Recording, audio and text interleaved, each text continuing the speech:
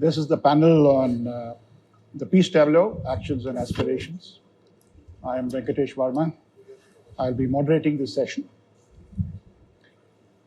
The Russia-Ukraine conflict has been a very prominent topic in the Raisina dialogue in previous years. Given the open nature of the Raisina dialogue, we've had all points of view.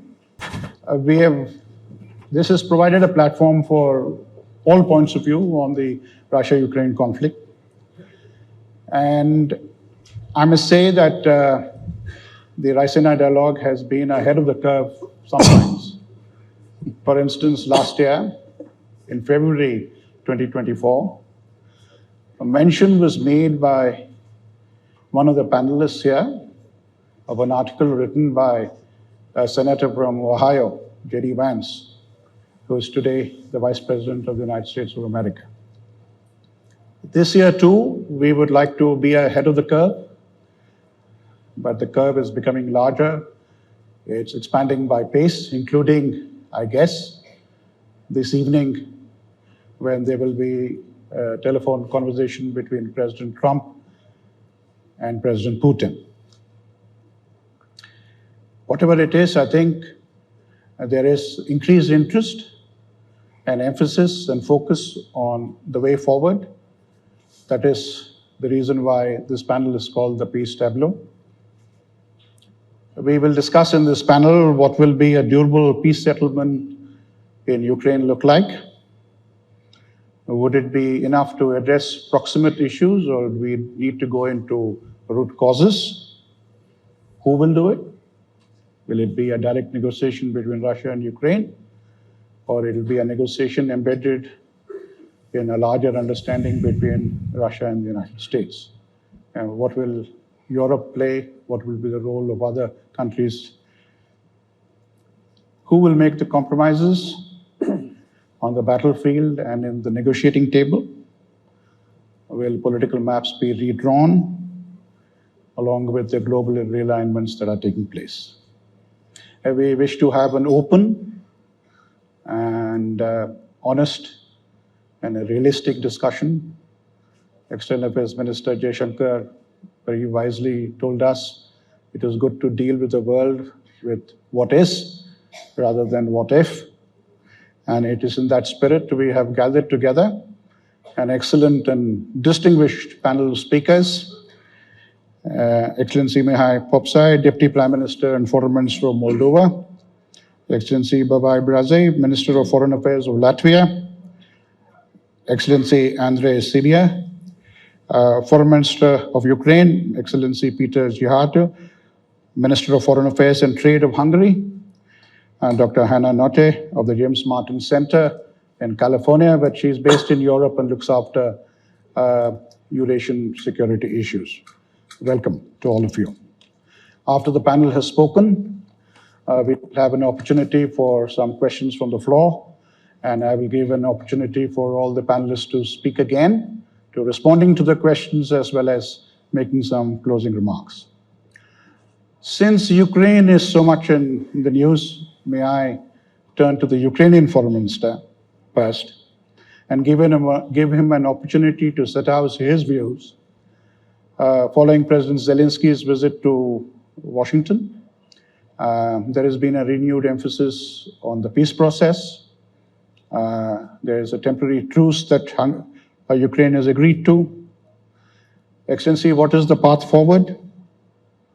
What are the constituent elements and factors of a permanent and durable peace settlement?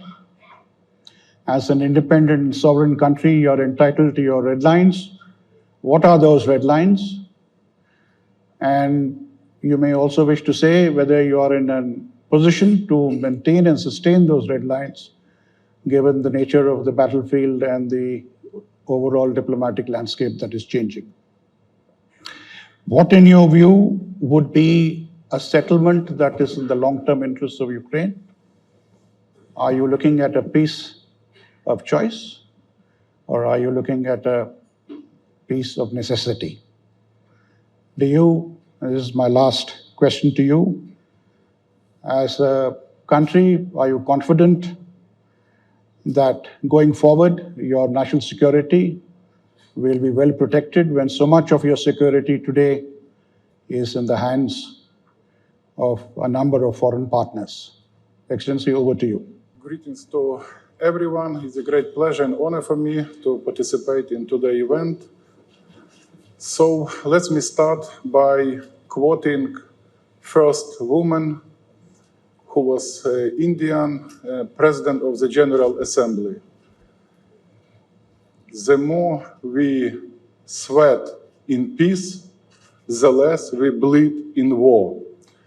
So Ukraine is the country which is mostly interested in achieving peace, just, long-lasting, comprehensive.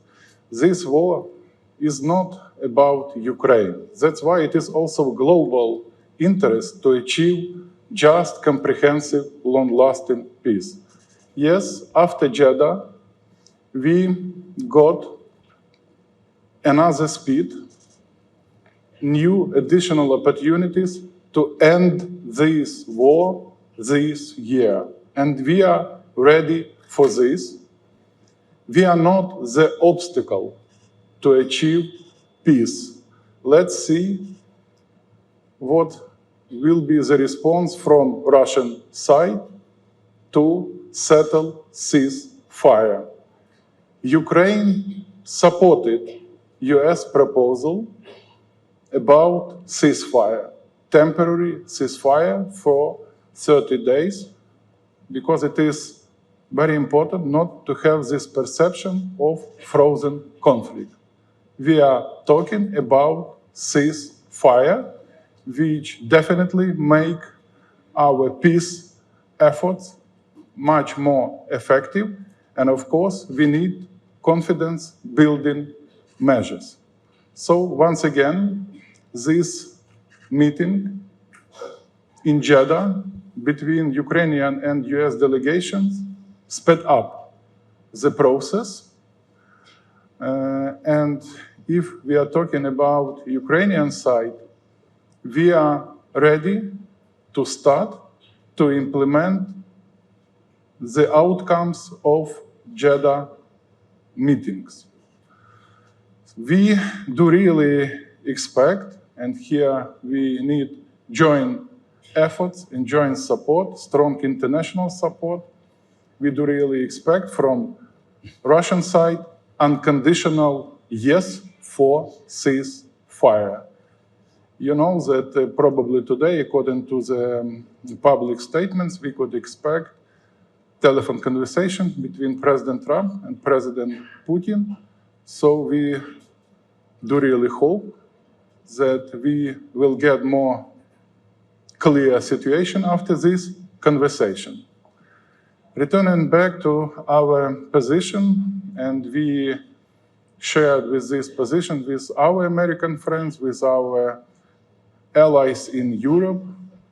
So nothing about Ukraine without Ukraine, nothing about Europe without Europe. No compromises at the cost of Ukrainian territorial integrity and sovereignty. No restrictions to our military capacities, and no third country has a right to block our will or our way to participate in any union, in any alliances. That's our principal positions. And of course, we will never recognize any part of territories occupied by Russians. I would like to remind that at this stage, under Russia occupation, approximately about 20% of our territories. And also it is truth that Russia didn't manage to achieve any strategic goal in Ukraine. They didn't achieve any strategic goal. Yes, they have now some advances at the battlefield because of different reasons, but strategically, situation is under control. our approach now is a time for diplomacy, for a strong diplomacy. We also do really believe that with the leadership of President Trump, we could achieve long-lasting, just peace. And it is crucial, it is really very important not to manipulate with this term, just long-lasting peace for Ukraine. And we count on the support of international community because it is about principles, it is about the respect of principle of territorial integrity and sovereignty, UN chapter, and it is also about the restoration of world order based on rule of law. Thank you. Excellency, let's turn to Moldova, which is a neighbor of Ukraine. It is a neighboring country to NATO. Apart from the destabilizing consequences of the Ukraine conflict, Moldova has its own set of issues relating to Transnistria. Looking at the ongoing conflict, Excellency, what is your approach to a durable peace settlement in Ukraine?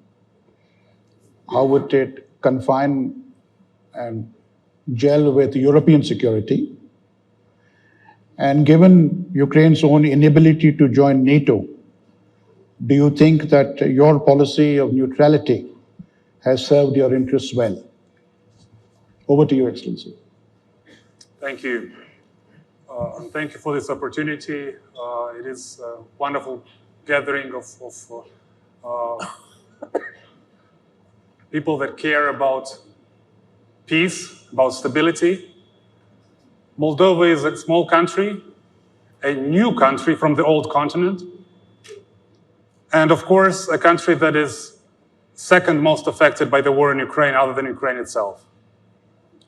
We have tried, despite our modest resources, to provide all the support we can to our friends and neighbors, welcoming over 1 million refugees, providing access to labor, healthcare, because we know, and for us it's not at all abstract, that Ukraine is defending us as much as they're defending themselves.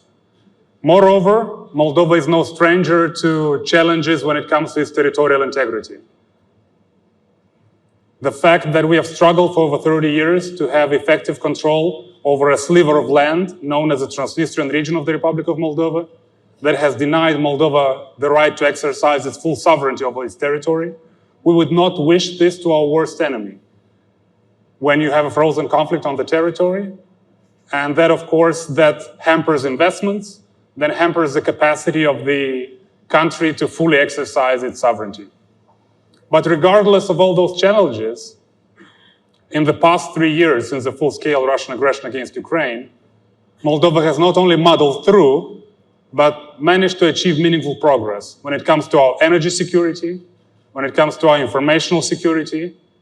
We're investing more in our defense capabilities. Yes, we are a neutral country.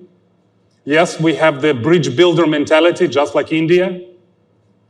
But at the same time, we want to make sure that we live in an environment where international law is respected, where the Helsinki Act of 1975 is respected. It's not ideal, to say the least, that at the 50th anniversary of the Helsinki Act, there are discussions about territorial concessions.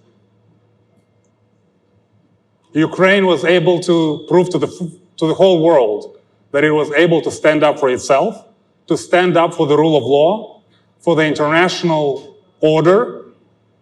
The fact that initially some had ideas that it can conquer Ukraine in 3 days, well, needless to say, that hasn't happened.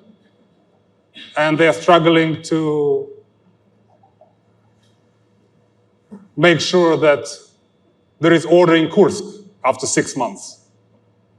Ukraine has proven that it has the capacity to stand up for its territory and to stand up for international law. We in the Republic of Moldova, of course, support Ukraine's sovereignty and territorial integrity and a long-lasting peace based on security guarantees. And the developments, most recent developments in Jeddah, are very much welcoming and encouraging. But it's very important to have robust mechanisms to ensure that the ceasefire is respected, that there are ways to make sure that Ukraine achieves the peace that all of us so much wait for. Because we have been so much affected across the world by the cost of living crisis, by the energy blackmail, and of course Moldova is no stranger to that. But at the end of the day, of course, any war is decided at the diplomatic table. And we encourage the efforts that the new administration in Washington, President Trump, the idea of peace through strength really resonates with us, because peace is what all of us need, and strength is the language that the Kremlin understands. We in the Republic of Moldova continue to do our fair share, despite our modest resources, to be a contributor to peace, to help our friends and neighbors in need, and we count on the international community on doing the same. Because if the rule of law and international law is not respected in one place, chances are it will not be respected in other places as well. And we are all in this boat together. And it's in the interest of every single one of our countries that international law prevails. Because otherwise, if we end up in a situation where might makes right, I don't want my children, and I don't wish to anybody's children, to live in a world where the powerful dictate and everybody else needs to bow down and listen. This is not an environment that we want to live in. And therefore, the fundamental rights and obligations enshrined in the UN Charter and in the Helsinki Act when it comes to Europe need to be respected, and we count on the efforts of the international community on standing up by the values that we all share. Thank you. Thank you, Excellency. That was indeed a very powerful statement in favor of international law. Turning to Latvia, Excellency, along with other Baltic countries, Latvia has taken a very outspoken and upfront position on the Ukraine crisis. But Ukraine is not the only issue on your security agenda. Recent developments in the Baltic Sea area also have impacted on your own threat perceptions. NATO has expanded into Scandinavia, so you have a larger NATO coverage of your immediate periphery. But what is your perception of a way forward? How to reconcile Ukrainian security with European security in the new circumstances? But how is it that even with the expansion of NATO, the threat perception is only increasing in your part of the world? Is it just the threat of Russia, or is it the new fear of abandonment by America? What is your view? Thank you so much. I think the answer to that is not one-dimensional. The Baltic states are 107-year-old democracies, and so we take a long view at any type of situations that arises with regard to our security. 50 years of those 107, we were illegally occupied by the Soviet Union, and that occupation was never recognized by the international community. So we regained independence in 1990. And that resistance movement was very much inspired by Gandhi's peaceful resistance. And they literally took, bits and pieces from those learnings and applied them in the Baltic states to make sure that we reestablish our independence, our democratic institutions, and return to international community as independent democracies again. So thank you to all those, US, UK, all the countries who never recognized that occupation. So today, the peace can be very different. If I'm right, between Russia and Japan, there is still no formal peace. But there is peace. That is also a possibility. There is also a possibility that it affects everyone's sovereignty, whatever the settlement is. So if somebody thinks that Ukraine won't have an agency, what affairs it wants to decide by itself, I think those people are very mistaken. I don't think there is any country in the world who would like their affairs to be decided by another country, or who would like to be invaded by another country. So it will ultimately be up to all of us recognizing that as independent countries, we do want to decide our own future. And the way, whether we join ASEAN, whether we join Council of Europe, whether we join EU and NATO, and then it will be up to those members in those organizations to decide whether they are ready to admit one or another country. And that is why also for NATO, it has been a very important few years, because NATO is the organization that is based on Article 51 of the UN Charter. That is the right for individual or collective self-defense against an armed attack. And it's NATO that has guaranteed peace and security for the Euro-Atlantic community for more than 75 years. And what Ukraine is doing is defending herself exactly on the basis of that same article, Article 51 of the UN Charter. It's a self-defense based on international law. And that is why so many countries, people, communities have felt very comfortable supporting Ukraine. It was not because Ukraine decided to do something against Russia. No, it has a sovereign right to decide its own affairs, and nobody has the right to invade somebody else. That's why during the Peace Summit in Switzerland last summer, I was sitting next to a president of a big African country who said very clearly, if we start violating each other's borders, and if we accept this situation of Russia's aggression, then what will happen in Africa will be next. No respect for borders, everything up in flames. And again, I'm just quoting that I was told, but in that respect, what the UN Charter has provided to us is a framework that we need to respect. We need to respect each other's differences, but also the sovereignty, the way we decide that, yes, it's up to Ukraine to make sure they decide their future. They people decide what country they want to be. So it will, whatever the peace settlement, it will have the effect, I think, beyond Europe on a global level. Thank you. Hungary, Excellency, has had a unique position on the Ukraine conflict, within the EU more specifically. Your president has plowed a lonely furrow sometimes, despite considerable criticism within the EU. With President Trump's emphasis on peace, an objective that has considerable international support, I must say,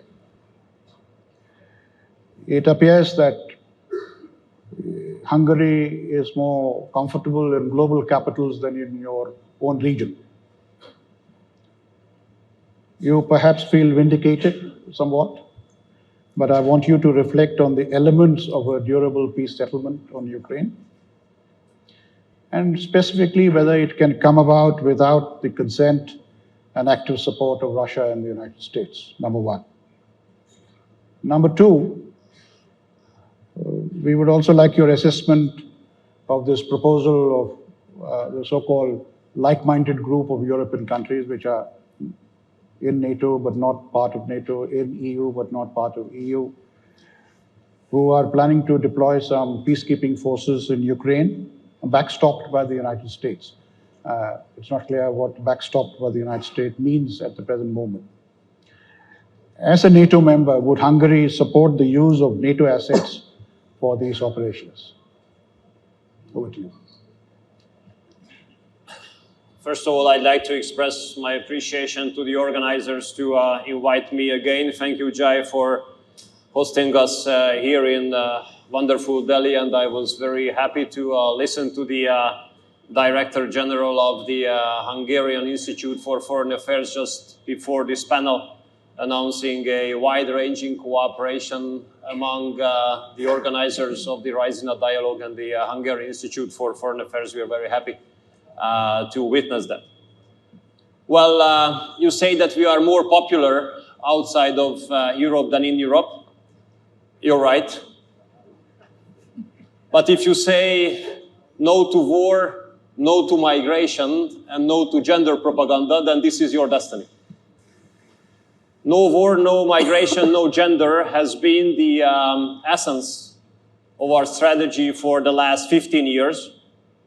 Why I say 15? Because we have been in office for 15 years now, winning 4 consecutive elections with 2/3 majority, which shows that it makes sense to perform up to the expectation of your electorate. And I have to tell you that this situation that we are more popular outside of Europe than Europe is partly caused by the fact that we used to be Trump well before Trump as well.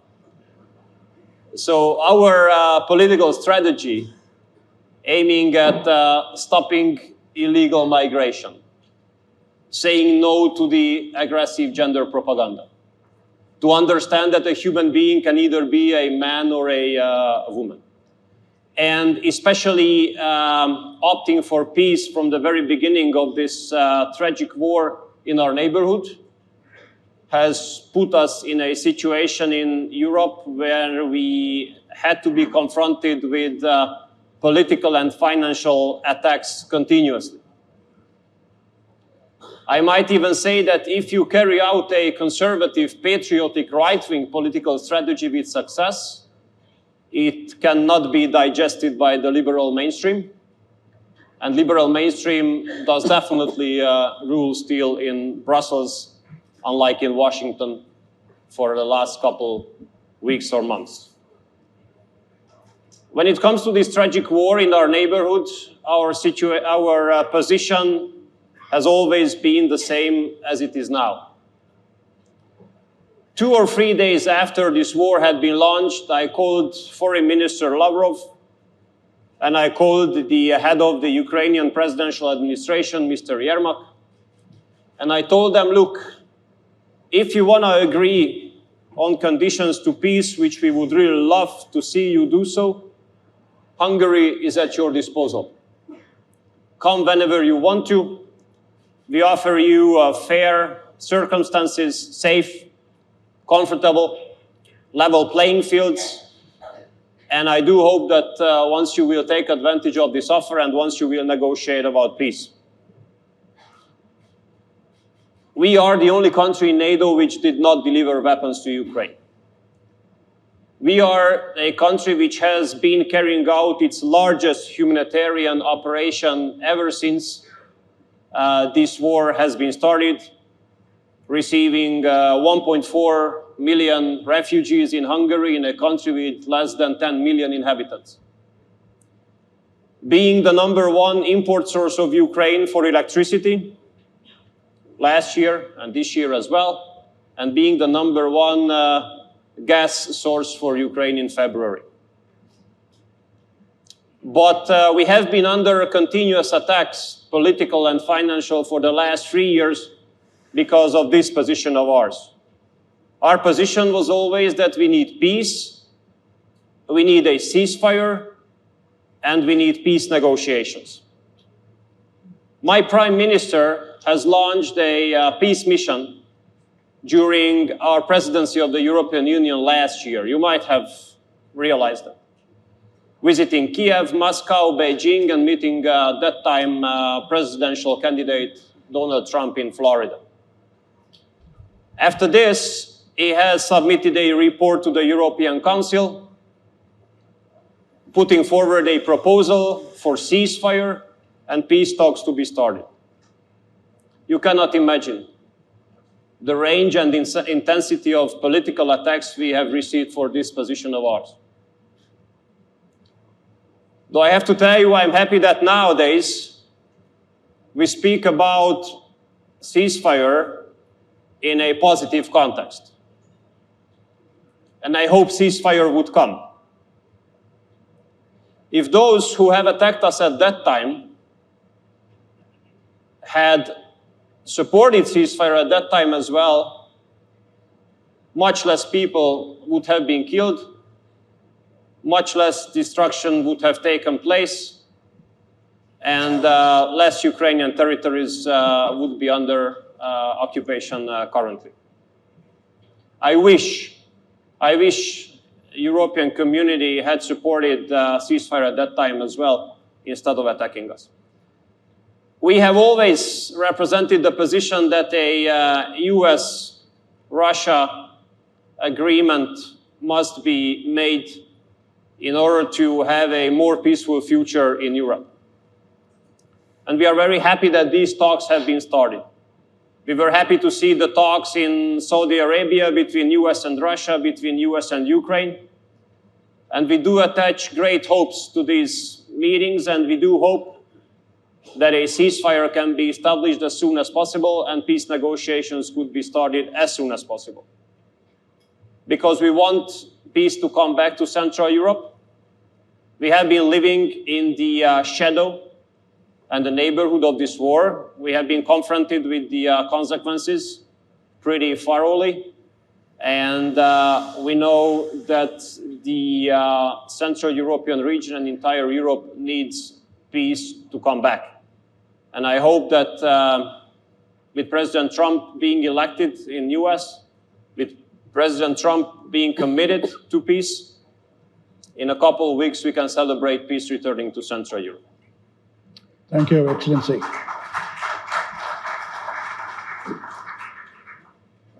Turning to a broader vision of European security, Dr. Notte. You are based in Europe. You have a ringside view of what is happening. I would request you to zoom up a bit and see the current status of the transatlantic relationship between Europe and the United States. What are the reasons for a range of responses in Europe, ranging from panic to outrage? Please comment on Europe's own relationship with Russia, whether this objective of permanent hostility with Russia is sustainable in the long run, particularly given the fact that the United States is talking with Russia, not just on Europe, not just on Ukraine. The second point I would wish you to focus on is the impact on the more intangible dimensions of European security, which is nuclear sharing within NATO, the French offer for an extended deterrence outside the NATO framework, the impact on the Nuclear Non-Proliferation Treaty or further proliferation in Europe, etc. But lastly, I would also like to, for this audience, which is a global audience, how is orphaned Europe, which is in permanent hostility with Russia and a certain sense of great disquiet with the United States of America, how will it affect Europe's role globally in this part of the world, India, China, the Indo-Pacific? Would it diminish Europe's role or would it enhance it? And the perception here is that while there are calls for peace from different parts of the world, Europe still persists with Europe is no longer a project of peace. Europe is today a project of war, especially given the remilitarization plans that are taking place. Are remilitarization plans real, or are they more hat than cattle? Thank you. Thank you so much. Thank you so much to the hosts for inviting me. It's a great honor to join such a distinguished panel. Indeed, I'm the only non-official, the only analyst on this panel, so I can speak only for myself. I'm based in Berlin. I work mostly on Russia, on nuclear issues. So allow me to zoom out a little bit from the most pressing priority, which is Ukraine, to address these issues related to European security. And I think in Europe, we should start the conversation with two very basic assumptions. The first assumption is that Russia has not fundamentally revised the goals with which it entered the war against Ukraine 3 years ago. It wants a permanently neutered Ukraine, unable to rearm itself, but also a rollback of NATO from Central and Eastern Europe. It's very clear that these Russian demands have not gone away. The second fundamental assumption that I would propose is that we are now in Europe faced with a US administration which fundamentally wants burden shifting towards Europe, not burden sharing. Not just when it comes to support for Ukraine, but also when it comes to thinking about European security more broadly. And I would propose that in these circumstances, Europe has to rethink deterrence, escalation management vis-à-vis Russia, across the whole spectrum, from the hybrid through the conventional to the nuclear. When it comes to hybrid measures, we have woken up to this threat in Europe over the last few years. A lot is happening to address it, but I would submit that, whereas the Russian strategic community has thought about escalation management in a very holistic fashion for a long time and has viewed hybrid measures very much as part of that, we have not really cultivated the same mindset, the same concepts, the same vocabulary even to talk about these things in Europe. So there's some catching up to do. On the conventional side, a lot is happening in Europe, far too much to be talking about on this panel. Different European countries are continuing to step up. I believe that the Bundestag in Berlin is convening actually today to pass a decision on loosening the borrowing rules to make available significant funds for investment in infrastructure and the military. But let me mostly come to the nuclear factor here. I think notwithstanding the occasional nuclear abolitionist rhetoric by President Trump, it is not clear to me that this US administration has a clear agenda for arms control. And I would propose that we'll be lucky if in a year from now we'll be sitting here, and this will be when the New START treaty will have expired in February of next year, we'll be lucky if we will have gotten to an agreement between the United States and Russia in which they pledge to not exceed the limits of New START, to continue to abide by the current limits. But I don't think we will see big strides on nuclear arms control over the next year. That means for us in Europe, we will continue to face a Russia which has a very versatile and large arsenal of theater-range nuclear weapons, and the intent for nuclear coercion vis-à-vis Europe, precisely at a time when we are increasingly nervous about the durability and the credibility of US extended deterrence in Europe. And that is why you see renewed calls for a Europeanized nuclear deterrent. You see what I believe are very necessary discussions of what that would actually entail, institutionally, legally, logistically, for other European countries, for instance, to rely on the French nuclear deterrent. There's a lot of scaremongering and panic and mythology in the public debate surrounding this, so I think there's a lot of room for responsible communication and for education on this matter. Now, as the Europeans address this spectrum of issues, of challenges, I just want to suggest that there are 3 trade-offs or tensions that Europe will have to deal with. And the first I would call the tension between Plan A and Plan B. The question is, if we are seriously pursuing Plan B, which is substituting what the United States does in Europe, are we inadvertently undermining Plan A, which is to make sure that the US remains committed, which I would submit, especially when it comes to nuclear deterrence, is quite essential. I would imagine that that risk or that tension between Plan A and Plan B depends on the specific policy issue, and it'll require delicate case-by-case diplomacy vis-à-vis the United States. The second tension is that between effective leadership versus unity in Europe.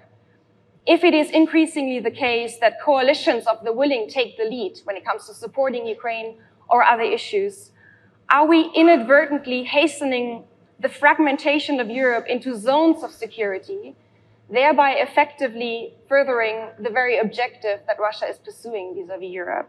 And the third issue is that between deterrence and arms control. Now, as you know, arms control has become almost a frivolous term in Europe over the last few years. Of course, it is hard to see the war in Ukraine ending without some form of arms control, encompassing Ukraine, but also going broader. We will be in a continuous adversarial relationship with Russia in Europe. So there will be areas of tension. If you want to regulate those tensions, there's a huge toolbox from the past to turn to.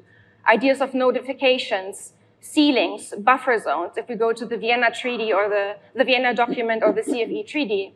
Of course, that will have to be updated for new realities, new capabilities. The problem will not be the toolbox or the ideas. It will be a massive trust deficit vis-à-vis Russia, because I would submit that countries, certainly in the Baltic region and in Eastern Europe, will not believe for a very long time that Russia will not pose a threat to them. But we need to, I think to the extent that it is possible, try to stabilize this adversarial relationship with Russia. So these tensions have no clear answers today, but because so much remains in flux also when it comes to the US conventional and nuclear commitment to Europe, but I think they should shape the conversation in Europe beyond the most pressing issue, which remains Ukraine. Thank you. We've had some excellent points of view passionately put forward, very substantive. I will now open the floor for a few questions. Please identify yourself, keep it short. We will get a mic to you. We will collect at least 3 questions, and I will then turn to the panel for them to answer. And if we have more time, we'll take more questions. Otherwise, I will ask the panel to make some closing remarks. Good afternoon, sir. I'm Seiko. We are from a private equity firm from New York. My question is to the Honorable Minister of Foreign Affairs from Ukraine. Ukraine holds about $12 to $15 trillion in mineral wealth, which includes REEs, which are about $4 trillion, which are critical for industries like defense, AI, semiconductors, and EVs. Your economy is already, crashed about 30%. You still have liabilities of about $424 billion. So if you unlock your REE into a whole value chain, you would additionally add about $1 trillion to your GDP and expand your economy 10 to 15 times.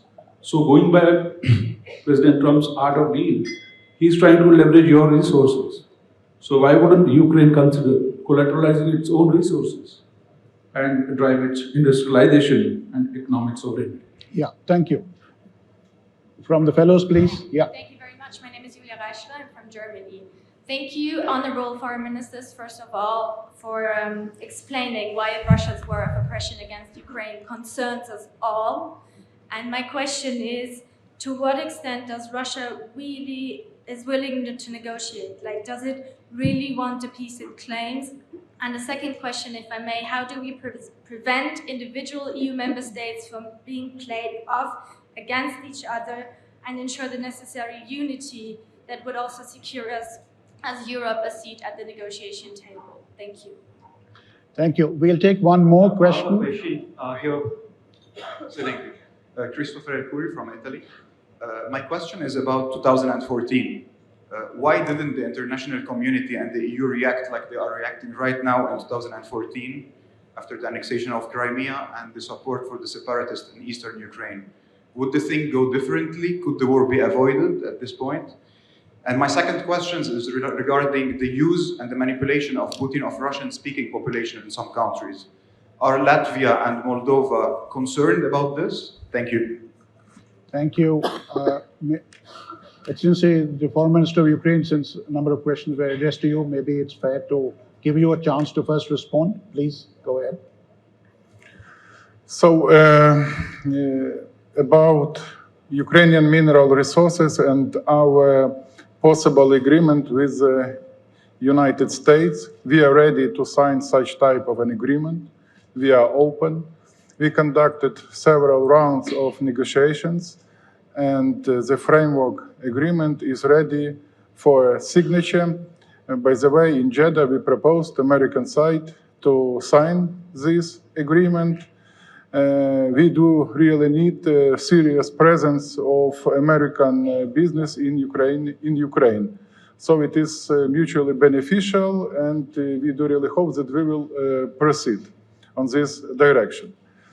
Also, I would like to answer to another question from Germany journalist with regard of Russian conditions.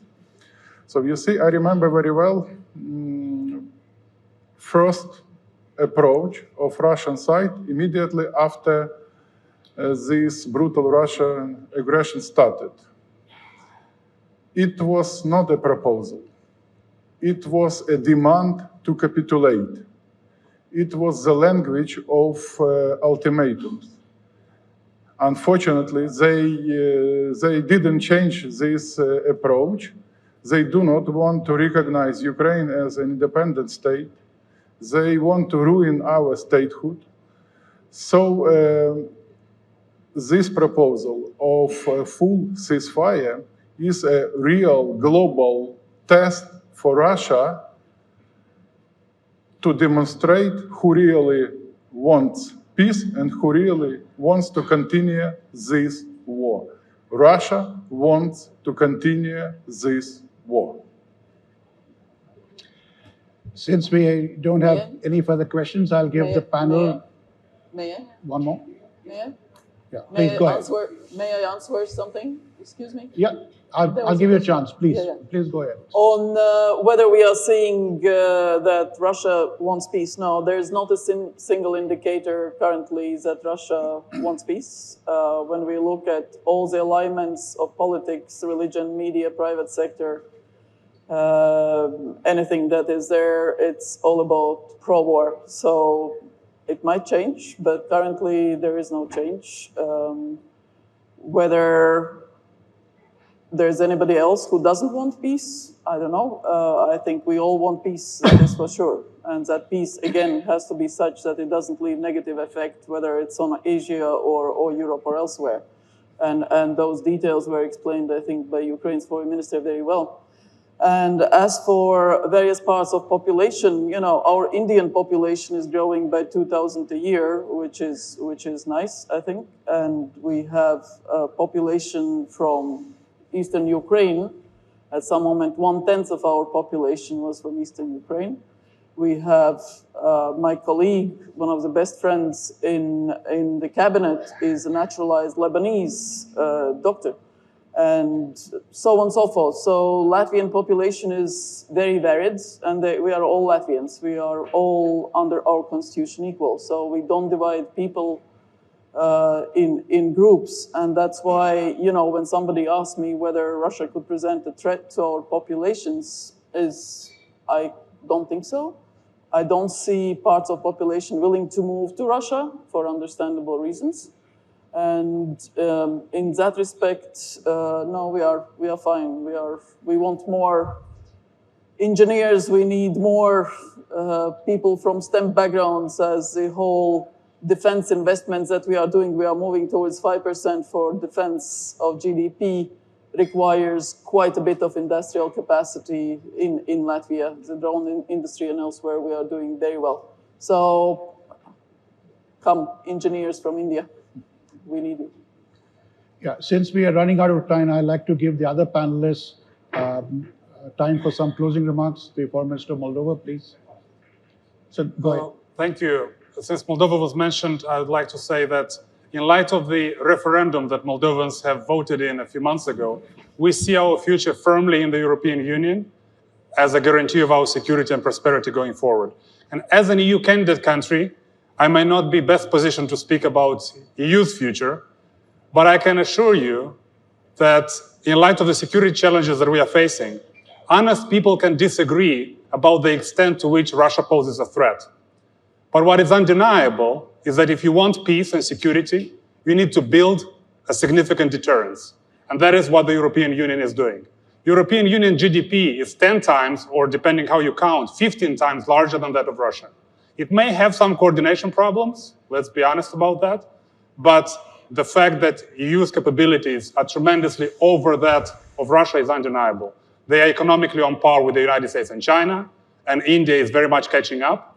And I would like to take this opportunity to thank the Foreign Minister of India, Dr. Jaishankar, and the Prime Minister of India, Prime Minister Modi, for being the guardians of global stability and peace, and the fact that at the height of cyber rattling by the Kremlin, India made sure to contribute and helping that situation doesn't get out of hand and the red lines are not crossed, because nuclear stability is in everybody's interest. And the fact that India has been playing a significant role in ensuring global stability is certainly commendable. And on behalf of the Republic of Moldova, I'd like to thank the organizers for this opportunity. And we very much welcome our Indian friends to visit the Republic of Moldova. Thank you. Foreign Minister of Hungary, sir, you want to make some closing remarks? Well, thank you so much once again for including me as well into this panel. We do hope that with the Western world receiving a new leader, common sense, rationality, normality, and mutual respect will return to international politics. In recent years, hypocrisy, judging, lecturing each other, and especially those who did not belong to the mainstream, was overruling the international political landscape. And such a phenomenon can end up in tragic consequences. Therefore, we do hope that from now on, the international relations will be based on mutual respect. And if this is the case, then we have a hope for a brighter future.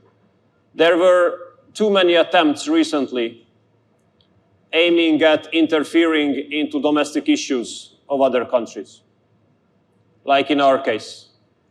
During the last parliament elections in Hungary, tens of millions of dollars have been invested in order to support our opposition, which is now screaming for President Trump's decision to cut the USAID sources. So if mutual respect can return and replace judging, lecturing, and cornering each other, then we might have a better hope for a more peaceful future on the international political scene. We hope that this is going to be the case. Thank you. Hannah? I mean, I'll just say very briefly that I think it is dangerous to view Russia's engagement with the Trump administration as indicative for a desire for peace. I think entering this process is attractive for Russia because the process itself affords it certain benefits. Normalizing relations with the United States further dispels what has long been, I think, a myth, which is that Russia is internationally isolated. But it also affords Russia another opportunity to drive a wedge between transatlantic unity. If we in Europe want to stand firm vis-à-vis Russia, we need to make Russia believe that the costs of posing further threats to us outweigh the benefits. So there's no substitute for investing in deterrence and defense, which is becoming a tall order given where the US administration is going, but it remains true today. Thank you. This has been a remarkable session on a very difficult issue. Conflicts have no easy solutions, but conflict resolution has one necessary and unavoidable starting point, which is the negotiating table. I think the message that has come out from the panel and from the discussion reinforced this. This is a point that has been stated by Prime Minister Modi right from the beginning of the Russia-Ukraine conflict, and I'd like to thank all the panelists for their participation in answering the questions raised with clarity and purpose. Thank you all. This session comes to an end.